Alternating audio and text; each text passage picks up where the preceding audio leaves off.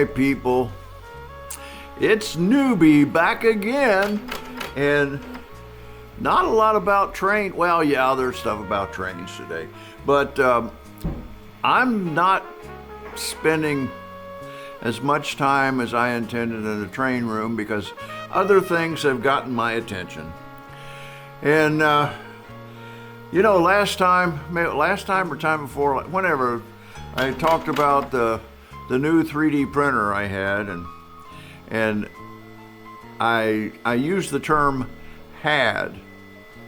I don't have that printer anymore. Go figure. And the reason I don't have that printer anymore was because the company, Flash Forge, the printer company, came out with their Black Friday sale, and they dropped the price of the printers. Oh, what are you gonna do?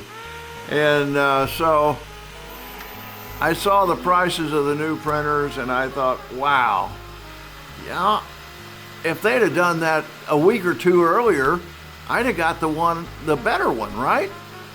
But no, they have to wait till I already buy one and then drop the prices. Well, my buddy Bob, you've seen Bob in the videos before. He's one of the guys that went with me to when we picked up the layout up in wherever it was, and he's been in another video or two, and he's around a lot. But anyway, so I was kind of complaining to him about that fact that, you know, they dropped the price after I bought it, and he said, well, you know what? He says, I'm kind of into that 3D printing stuff, and how about I buy that one from you, and then you can buy the next one. So that's what we did. He basically gave me the market price for, or what I paid for the other one, less taxes, and I threw in a couple rolls of PLA, and I got a new one, and you're hearing it in the background right now. And what's different about this one, here, let me show you. We're looking at the side of the printer, and you see there are 4 spools on the side of the printer, and the printer is printing in color. Yes. I went ahead and bit the bullet and got the 4-color printer from Flash Forge, the AD5X. And right now, if you see in this little picture right here, I don't know how well you can see that, but it's printing a little tow truck. And it's printing that little tow truck in color.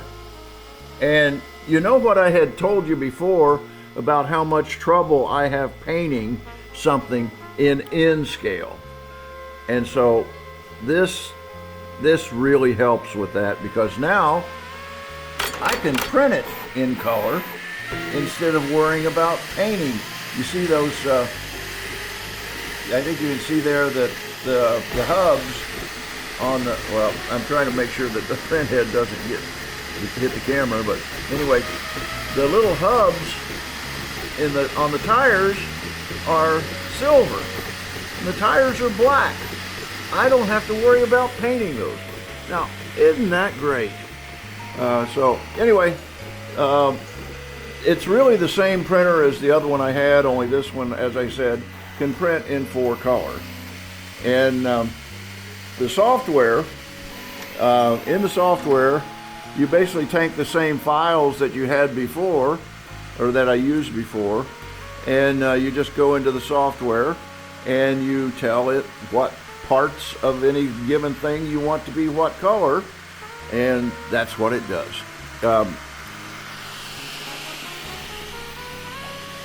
Now, one of the side features of this. Try not to move too much, but when it's printing in color, every time it changes colors, it purges the print head and it spits out that junk. So that's different, but it's kind of neat. Let me go over here and show you some of the stuff that I've done. This little truck right here I printed just in 2-color, just as I was just getting ready to see how it worked. And then I printed these semi-trailers, and you see, for N scale, there's no way I could paint that to that detail. And here's one that was only printed in 2-color, so you see that the hubs are not painted like that one there. So that one was painted in 3-color, and this one was printed in 3-color, and this one was only printed in 2-color, so that the hubs on the wheels are not silver. So, but it's kind of neat. Now, the software I told you, here I've got it up on my computer right here. Hold on a second. Okay, here we're in the software, and you see that little truck that was printing over there is on this.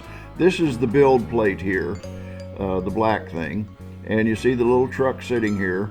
And of course, I've already got the colors all defined, but if I click on that and I go up here to the top, and I can go in here and I can change the size. So I make it say 400%. And so then it makes it much bigger, easier to see, right? And the other thing that does then is it makes it much easier to manipulate the colors. And so now, for example, wait a minute, let me click on it, and I can come up here to this, and now we can change the colors on the color palette. And what this allows us to do is that you see here, this is the fill. So I've got it, the fill is, over here is what gap fill, and then this is fill. So if I click on fill, and say I change, it's on red now, but say I make this black, and I come down here to say this fender, and I click on that, and it changes the fenders to black. I mean, it's really simple. It's easy to do. And so you can go through and make any given part of the vehicle any color you want. I mean, it's really neat. And well, there, I just made the whole thing red. I didn't mean to do that. Let's go back here and go back to white. And what I meant to do was turn it around so you can see the whole thing. You see, you can look at it from all different sides and make sure that everything is exactly the color you want it. And then you what you basically do, let me go back and make it smaller again, back down to N scale before I forget. And so now you see it's on the build plate again, and what we would do is we come up here and we say slice all, and what that does now is it processes that drawing and it basically converts it into a file that the computer can read. And you see here it also gives us some interesting information. It tells me the cost of this is going to be 30 cents and that it's going to take 6 hours and 44 minutes to print it. And that's because of all the times it has to change different colors because of the how many different colors there are. And each one of those small colors, small areas that are in a color, takes a color print change, and that takes time. So you've got to go through all that. And then once you do that, you can come up here, you click on this. Come on, there it goes. And you see here's the send button. And now I just click that and it sends it through the Wi-Fi to the printer, and the printer processes it, and then you just hit the button and you print it. That's all there is to it. So it is pretty neat. But that's not all. I actually I went over to Tom Stover's again the other day and did an operating session, and I got some more video. I've been playing with the camera mount, and this time it came out much better. So let me show you. Okay, here we are at Tom's. I'm operating I'm actually the Denver yard master today, and so I'm using this little switch engine to switch this incoming freight and put all those cars where they're supposed to be.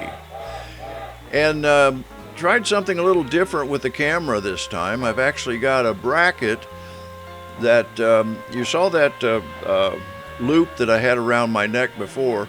That doesn't work on this layout because the layout is just too high. The camera would be too low and it wouldn't shoot anything. And then I tried it on my hat last time that I tried this, and the problem with that is I couldn't see where the camera was pointed. Well, this particular bracket that I have right here puts the camera right up in front of my face so that I can see what's going on and see where the camera is pointed. And you'll see that as we go on here, you'll see my hands and so forth. So this is working out pretty well. But anyway, what's going on here is you see this little switcher, and the cars are, I'm pulling the cars out and getting ready to spot all these cars where they go. And the way I know where they go is by the cards that are in the slots that you'll see here in a few minutes. And so that's what's going on. You see a freight train going by on the main line as we're working here in the Denver yard. I do a lot of just jump cuts here in order to reduce the time. This was quite a lengthy session. As a matter of fact, this particular video is going to be quite a bit longer than normal. But anyway, so a jump cut here. You see that we're putting that tank car over on track 6 now, and you'll see me, I believe, reach up there and uncouple that car.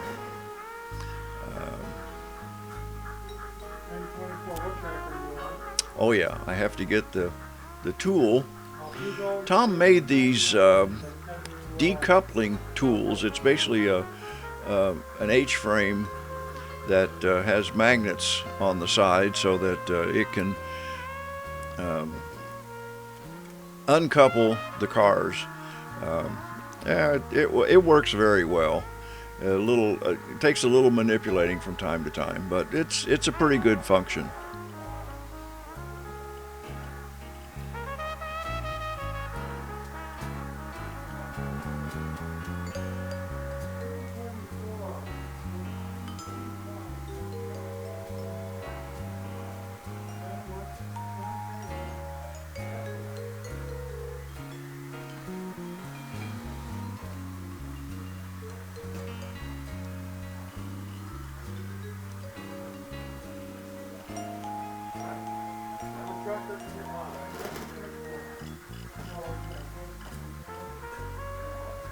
Dispatch Great Western 90 at Malta, crossing over from traffic.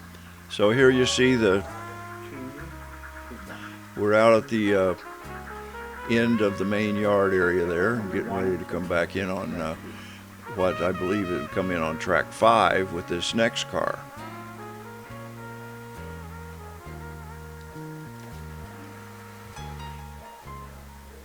Great Western 90, that'll do right there. You're going to shove the staging from where you're at. So see how that, stop there, you see how you see the light green and red? Yep. Well, you need to flip. Yep. That's just how the right now. So if I do that, Yep. you're gonna go back in. Sometimes it's kind of a long reach to get to the like track 7 and 8. Tom does have some stools around at various locations to assist with getting a little more elevation. There you see the rack with the cards that identify the locations where each car is supposed to go. Router working okay? Yep. Now when you get back to your house, The list right below there, just in the bottom of the picture, is the list of where each one of the tracks are bound. So, for example, blocking cars are on track 4, and train 24 and 25 is on track 5 or 6, wherever it is. But that's where you can tell exactly where the cars go. So now I'm pulling the cards out of the 2 cars that I just spotted. And now they go over into the track files. Right here you see I'm putting that yellow box car into slot number 4 where I put it, and putting that tank car into slot number 5, or into track number 5. So that's the card system that Tom has worked out, and it works pretty well actually in terms of understanding the system and identifying where you're supposed to spot the cars when they come into the yard.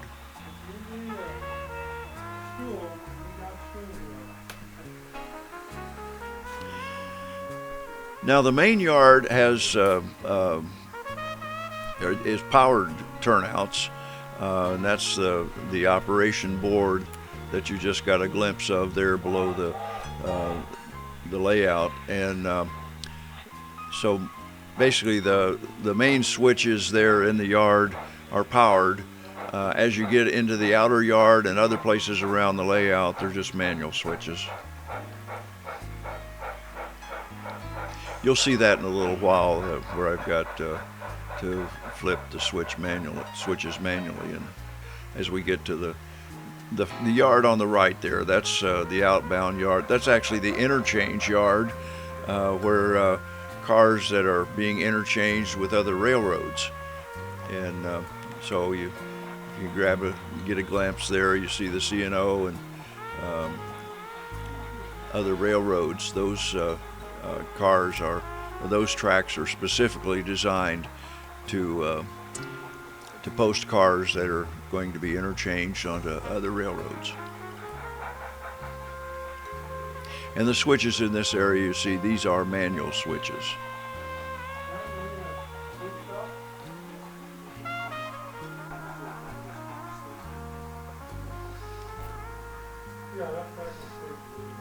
I laid the card up on the table there, so I know exactly where that hopper car is going to go. And once I get it disconnected, I'll take that card over and I'll put it in I believe that's on track 5, so I put it in the track 5 slot.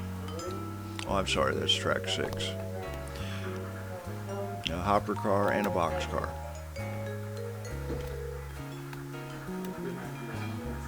As I said, sometimes it takes a little bit of manipulating to get those magnets to do their job in the uncoupling. Through Malta from track 2 onto track 1, stopping for water refill and testing off water tower. Malta.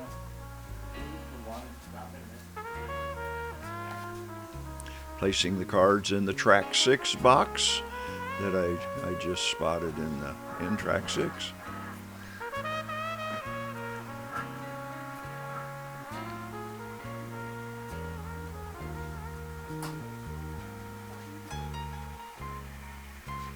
Dispatcher, I need to do a run around using mainline track 2 for the passenger. From passenger to east end to passenger west end.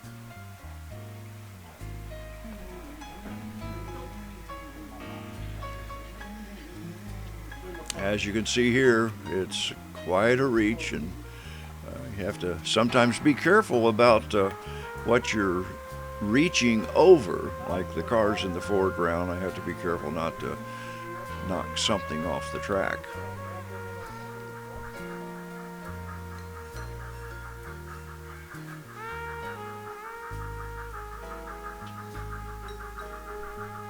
especially when you get to like the track that I just switched or just spotted the car on was track 8. That's a long reach.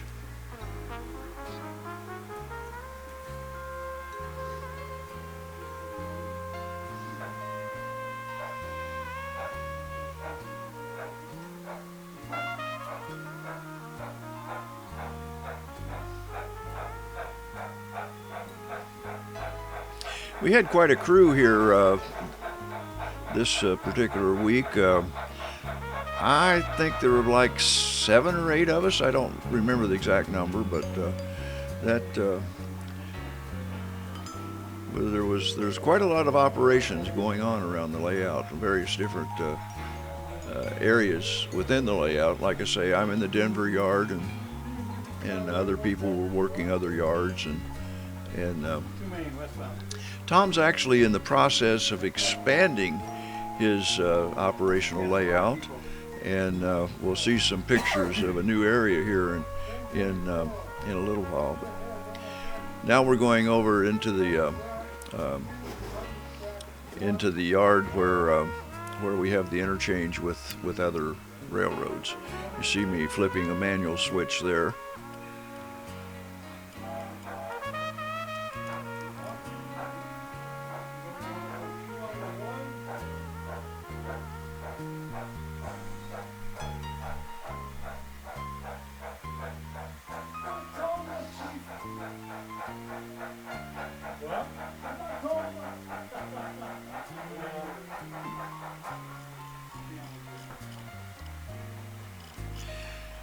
You see that particular car is going into the UP yard, or to the UP classification track. You see the AT and SF is outbound yard is the track just in the foreground here. I believe the C&O is the rear track, if I remember correctly. No, I'm wrong. That's Rock Island.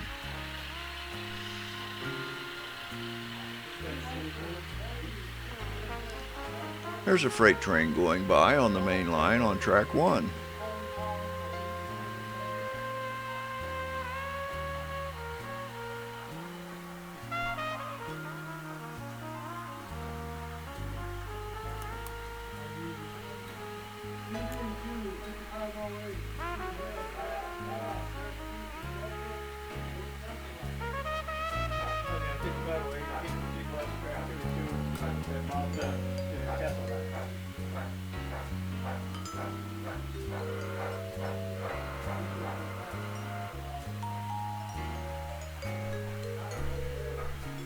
So we got a car going to the Rock Island interchange.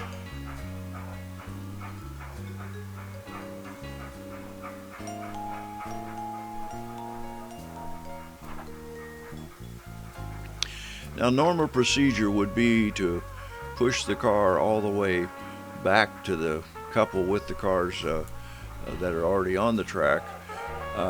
However, I have trouble if I'm trying to reach over a box car to uncouple. So my norm is to uncouple in an open space so that I don't, I have a tendency to knock cars off the track if I'm trying to reach over them and do that uncouple procedure.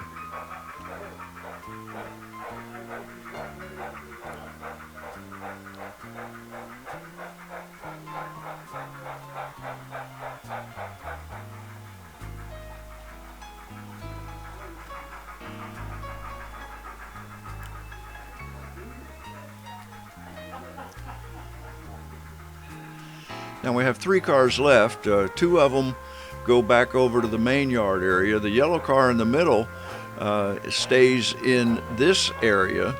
So what I did there was I spotted the brown box, the blood red box car, and then left it there on the siding and put the yellow car back in where it went, and now I'm back into the main yard area with the 2 remaining cars, that box car and that tank car.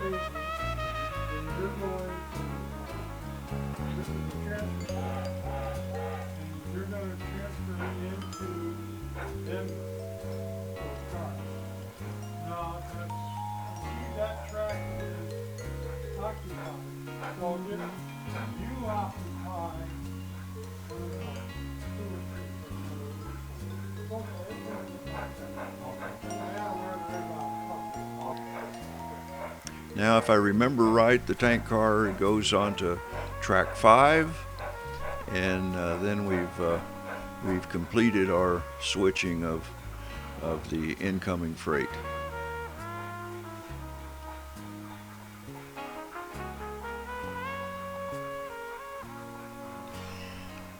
So Denver is one of the 2 main yard areas that Tom has on his layout. Actually, there's 3 yards, but the 2 main yards are Denver and Grand Junction. And so, as I said, this is the Denver yard. The Grand Junction yard is on the other end of the layout, and it operates pretty much the same.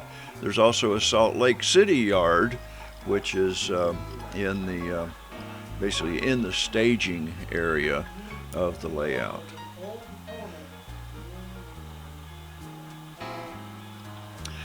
And there are various industrial areas all over the layout. And here in a few minutes we'll take a little quick tour around the layout. As I said before, Tom's been doing some expansion, and we'll take a look at some of the new areas. So that's it with what we're doing here with switching the cars. And now what we have to do is we take our power unit and park it back in its location, which is the track on the far right here in the picture.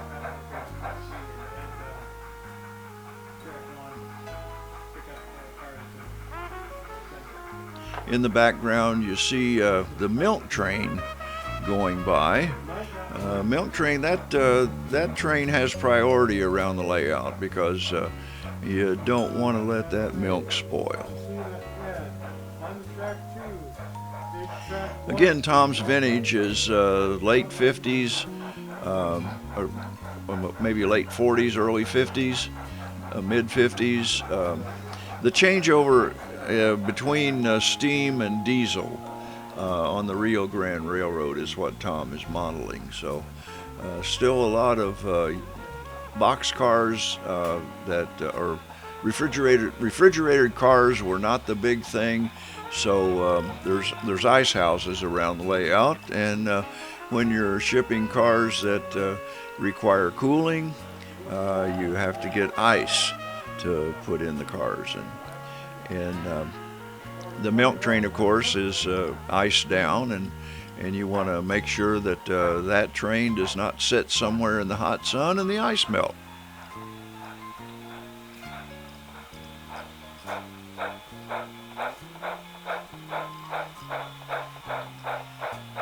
So a little steam switcher number 1013 is done its duty for the day.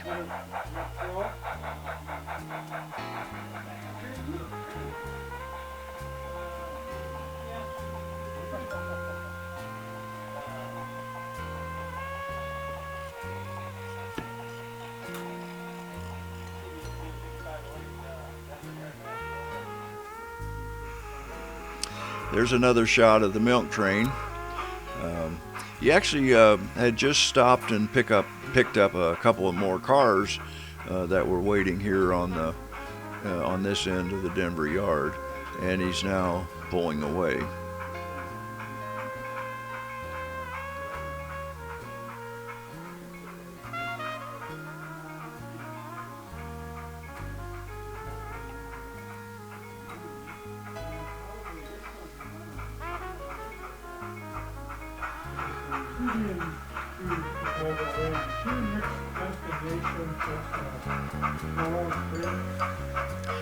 Just so happens that he's in the need for water and coal. So there's just around the turn here is a water tower, and he's going to be stopping at the water tower to take on water, and it's an opportunity for us to listen to the sounds of a steam engine taking on water. Understood. You got all the time, Jack. Okay, so. You got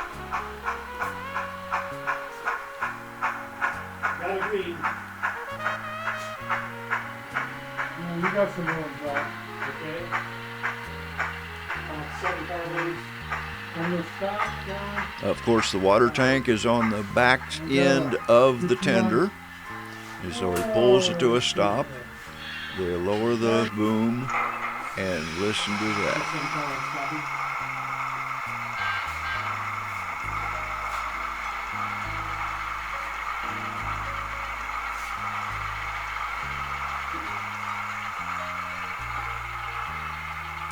There's a coaling tower on the back side of the layout, and he's going to be stopping there next to take on coal.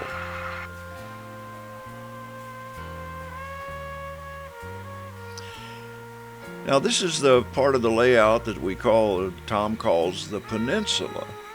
It's right in the middle of the layout, and there's several industries in here. There's a warehouse, and this building right here is the post office, and another warehouse there, and other industrial buildings, and so opportunity for switching cars in this area here on the peninsula.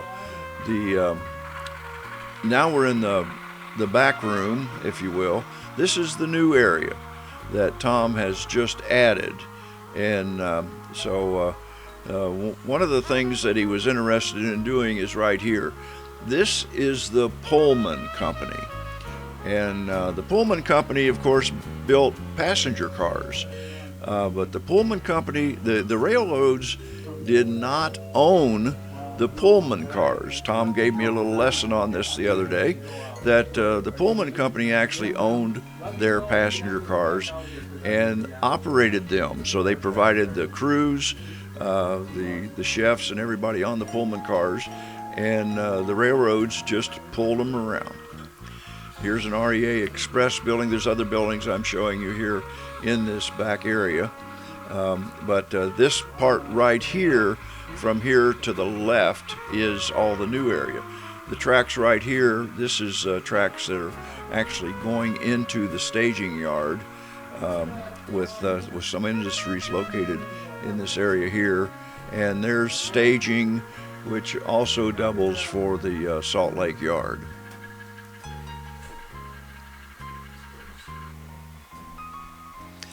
Now we're on the back over around on the peninsula, and this area here, we just saw a glimpse of the engine facility, and there you see the new roundhouse. And this area here, this is the end of the Grand Junction yard, and so you see there's some switching going on here.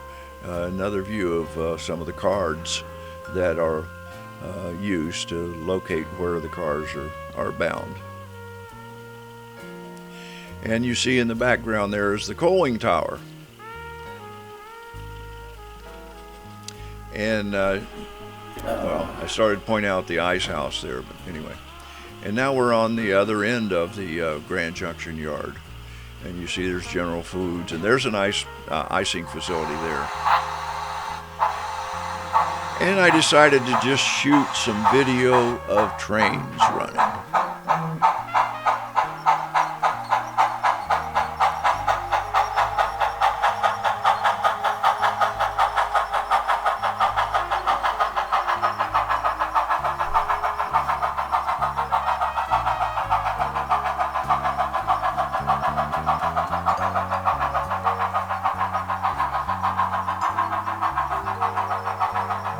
Jim pressed the 0 button, that'll give you a headlight.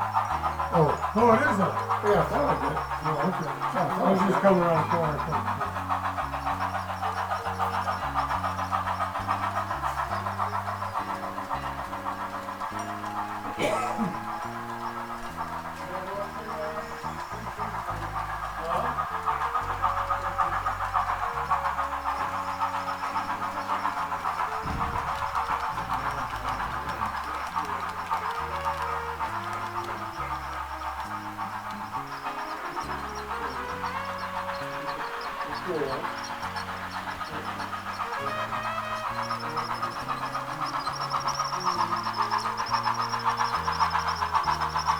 There's an ice house on the left as we're going on the main line past the Denver yard.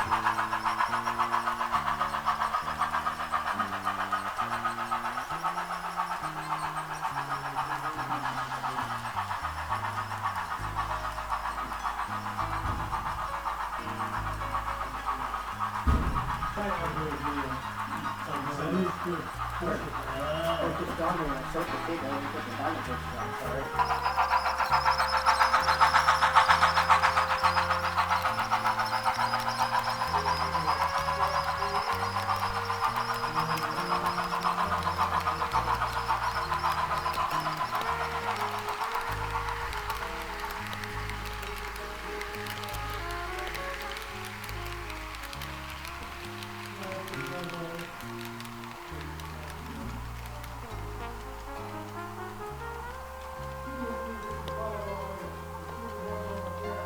Well, that's pretty much it for the shots. We got one more quick little look at a train going through the Malta crossover here, but I think the new camera is the camera Your button mount rate push, is working out much better. Check. Yes. I don't hear no prime mover. I don't hear it. Well, that's it for today. Thanks for watching. Thanks for subscribing. If you haven't subscribed, hit that little button down in that corner right there and subscribe and like, share the video, do all that stuff, and be sure to come back next time when we'll see what's going to happen.